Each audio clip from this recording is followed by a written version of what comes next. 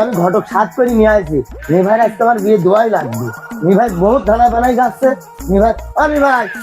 চল আমি ঘটক সাত করে নিয়ে আসি বিয়ে দোয়াই লাগবে সেদিন একদিন আমাকে বিয়ে যাওনি কই চলো ওঠো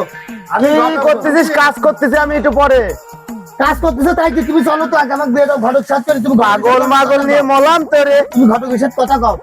এই যে ঘটক আমি নিয়ে আইছি বিয়ে করবি তুই আমি বিয়ে করবো আচ্ছা আমি ঘটকের সাথে একটু আলাপ করিনি কোনকার মিয়া তুই একটু দাঁড়া এদিকে আসো ঘটক মুন্সি কত ভাঙা চুরি সল বলে বিয়ে দিলাম তো ভালোই রয়েছে আরে বোঝে না পাগল এদিকে আসেন তুমি দেখো যাই কিছু ধানা বানা যতই বুঝ দেখ তুমি তো শুনবা না আমার পক্ষে আমার বিয়েটা আচ্ছা আমি শুনতেছি নিভার কথা কই শুনি না ভাঙা চুরি মানুষ বিয়ে দিয়ে দিলাম আমি। ও পাগল আমি বিয়ে দিলি তো কবে দিতে পারি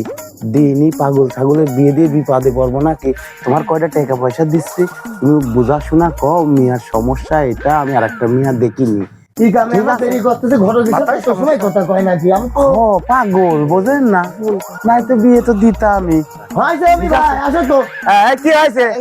চলো বিয়ে করতে আমি যাবো চলো আচ্ছা তোরা দাঁড়া ঘটকের সাথে করে না দাঁড়া আমি আসতেছি যা রেডি হয়ে আসতেছি যা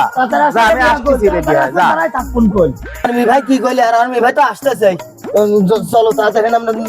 বিয়ে আমার দোয়াই লাগবে আর ভাই তোমার কি কয়েছে শোনো আজকে 12 শুক্রবার রেস্ট্রি অফিস বন্ধ থাকে তারপরেও মিয়া দেখতে যাবো মিয়া আরো অফিস আজকে বন্ধ আরো অফিস বন্ধ সব অফিসই বন্ধ তাহলে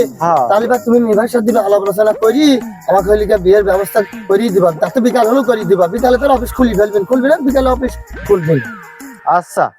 তুই চিন্তা করিস নি কত ভাঙা আসপি শেষ করে দিলাম বিয়ে দিয়ে আমি আর তুই তো ভালোই রয়েছিস বিয়ে আমি তোর দেবো না আচ্ছা ঠিক আছে তাহলে আমি বাগানে ভেতরে বসলাম পাগল ছাগল তো বুঝ দিয়ে দিলাম আজখানে তো করে পকেটে ভারী হইনি ভালোই হবে আমি